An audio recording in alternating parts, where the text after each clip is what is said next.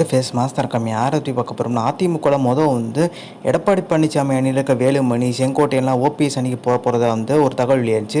But அதில் ஒரு மாற்றம் நிகழ்ந்திருக்கு. பேச்சுவார்த்தையெல்லாம் நடத்துனது உண்மை தான். பட் இப்போ எடப்பாடி பழனிசாமியோட வழக்கு டெண்டர் முறைகேடு ஒரு சில வழக்கில் பார்த்தீங்கன்னா டெல்லி சைடில் ஒரு நெருக்கடி கொடுத்துருக்காங்க. டிடி தினகரன் போன்ற நபர்கள் நெருக்கடி கொடுத்துருக்காங்க. ஏன்னா ஆட்சியில் இருக்கும்போது டிடி தினகரனுக்கு எடப்பாடி பழனிசாமி ரொம்ப நெருக்கடி கொடுத்துருந்தார். ஸோ அதே மாதிரி கொடுத்துருக்காங்க. பட் இப்போ நிகழ்கிறதுக்கான வாய்ப்பு இருக்குது. ஒருவேளை எடப்பாடி பழனிசாமி ஏதாவது ஒரு வழக்கில் தூக்கி உள்ளே வைக்கிறாங்கன்னா அந்த இடத்துக்கு பார்த்தீங்கன்னா வேலுமணி வர்றதுக்கு ரொம்ப ஆசைப்பட்டு இருக்காரு. அப்போ ஓபிஎஸ் இணைச்சுக்கிட்டோம்னா அந்த இடத்துக்கு பார்த்தீங்கன்னா ஓபிஎஸ் பழைய மாதிரி ஒருங்கிணைப்பாளர். ஸோ எடப்பாடி பழனிசாமிக்கு போட்டி அவர் தான் இருக்கார். ஸோ அவரை இணைச்சிக்கிட்டு அவர் தலைவரை ஏற்றுக்கிற ஒரு சூழ்நிலை வரும்.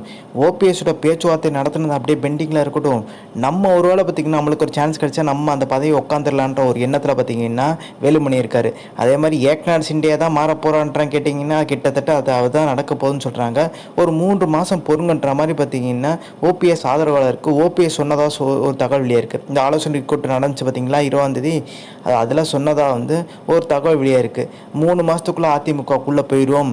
அதிமுகவில் 3 மாதத்தில் என்னங்க நடக்க போகுதுன்னு கேட்டிங்கன்னா ஒரு விஷயம் இருக்குங்க. அது நடக்கிறதுக்கான வாய்ப்பு இருக்குது. ஏன்னா எடப்பாடி பழனிசாமி பார்த்திங்கன்னா ஓபிஎஸ் அதே மாதிரி வைத்தியலிங்கம் இவங்கெல்லாம் பார்த்திங்கன்னா அதிமுக கட்சியில் பிரமுகராக கருதாதீங்கன்னு சொல்லிட்டு சட்டமன்றத்திலே சொன்னவர். ஆனால் வெளிநடப்பு பண்ணாங்க பார்த்திங்களா அந்த கள்ளச்சாராயம் விஷயமா கருப்பு சட்டை போட்டு. ஆனால் ஓபிஎஸ் அணியை சேர்ந்த 4 பேரும் உள்ளே தான் உட்காந்துருந்தாங்க. ஏன்னா கையெழுத்து போட்டு பார்த்திங்கன்னா அமைதியாக உள்ளே உட்காந்து முக்கியமான காரணம் 6 மாதம் பார்த்திங்கன்னா கையெழுத்து போடலன்னா கண்டிப்பாக சட்டமன்ற அந்த பதவியை காலியானதாக அறிவிக்க வாய்ப்பு இருக்குது. ஸோ அதனால் பார்த்திங்கன்னா கரெக்டாக ஓபிஎஸ் அணியை சேர்ந்தவங்க கையெழுத்துலாம் கரெக்டாக போட்டாங்க.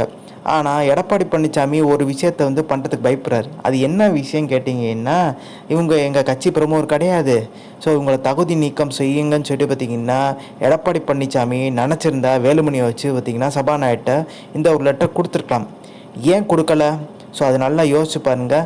அப்படி கொடுத்தா அங்கே இடைத்தேர்தல் வர்றதுக்கான வாய்ப்பு இருக்குது. இந்த மீண்டும் 4 பேர் அங்கேயே நிற்கிறதுக்கான வாய்ப்பு இருக்குது. ஓபிஎஸ் வைத்தியலிங்கம் மனோஜ் பாண்டியன் அதே மாதிரி ஐயப்பன் சொல்கிறவர். சரி நின்றா திருப்பி அதிமுக அங்கே படுதோல்வி வர்றதுக்கு வாய்ப்பு இருக்குது. இது மட்டும் கிடையாது, இருக்கை விஷயமா பார்த்திங்கன்னா எத்தனை நாள் லெட்டர் கொடுத்தாரு. அப்போ இந்த விஷயத்தை ஓபிஎஸ் காலி பண்ணணும், எம்எல்ஏ பதவியை காலி பண்ணணும்னா இது பண்ணலாம்.